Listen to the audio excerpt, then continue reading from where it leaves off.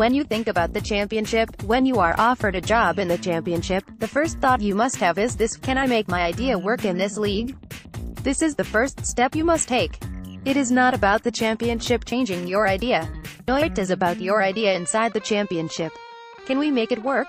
Is it possible to go there with our idea, our philosophy? We consider it, and we say yes. And then, we go for it. I am going to be honest with you.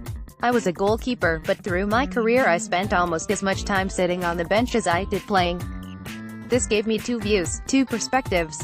This allows you to see the game, to see space, to see everything. It helped me in the way I understand football now.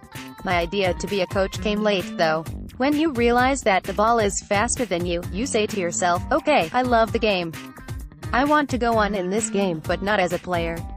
That is when I started to really think about the game, to learn from it. I spent 2 or 3 years in that process of really trying to get inside football and look at my future. I learned a lot from the coaches I played for. At Porto, under Jose Mourinho, we won everything with a fantastic group of football players.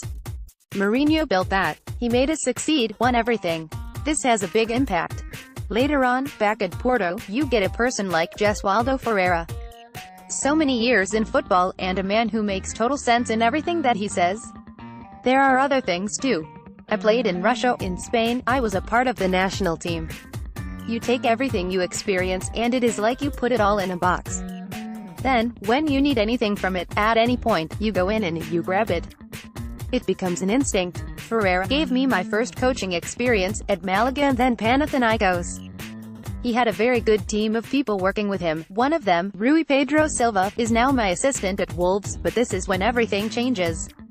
You join a specific philosophy, a view of how football works. But you add to this view, and give these people your own view of the game, the view of being inside the dressing room. It is important to connect this feeling to the way you perform on the pitch. Dialogue. It is about sharing. One of the big things a group dynamic demands is to be able to listen and really understand, to learn from listening to others. You must always have space to share opinions, but at the same time be ready to make decisions that fit the way you think is better. This is when you recognize that you are ready to be a leader, to be the main figure of something. This is the feeling I had when I became a head coach for the first time. We were lucky. When I took the job at Rio Avenue, I had never coached anywhere in Portugal. It's not easy to be handed a club in the top league at that moment, but of course I had knowledge of Portuguese football and a good background of people who could help me. It was a real challenge, but we arrived with a strong idea that we were going to make this club grow. Really grow. No targets, but let's see how far we can get.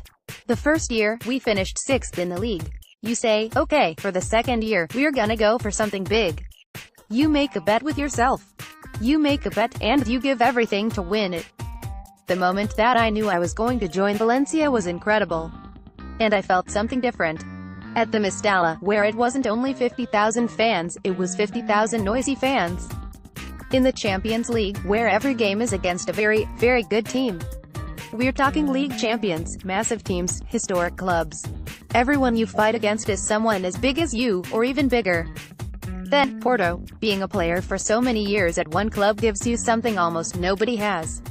You know the club, you feel the club, you know what it is to work and fight for this club. That is what made me feel okay, to know that we were ready. I want to win with this club, so I just have to be myself. We started, and the club had clear targets to achieve. We had to be in the Champions League that year, and we had a playoff against Roma. That was the major objective of the club, so day one of preparation was thinking only of that. After that, we could fight for every other game, for everything that we wanted to win, and look to our final objectives. A football club is not only about who is on the pitch. It needs a lot more to be able to win, and win over so many years. Everybody is necessary in these big moments, and at Porto the feeling from the fans was good. The Estadio do Dragão was always full, the people were always supporting the team, and that was important for everybody. I learned a massive amount from my time there. First of all, that a draw was not something that you considered as good. As a coach, that makes you grow. You have to win every game, and you work 24 hours a day towards that. Nothing else happens in your life. You cannot relax. You cannot. It is all about winning, and that pushes you, and makes you stronger. Really stronger. That doesn't mean you react well to bad results. That is exactly the same feeling. It's awful, and you hate it. That night, you don't sleep. You just don't sleep.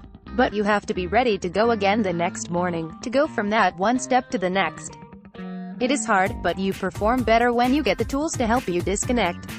I am in that process. I'm able to disconnect sometimes, and just think about life. But last year, and the year before, was not like that. This comes with time. Like your idea, this comes with time. This is an edited extract from an article published on www.coachesvoice.com.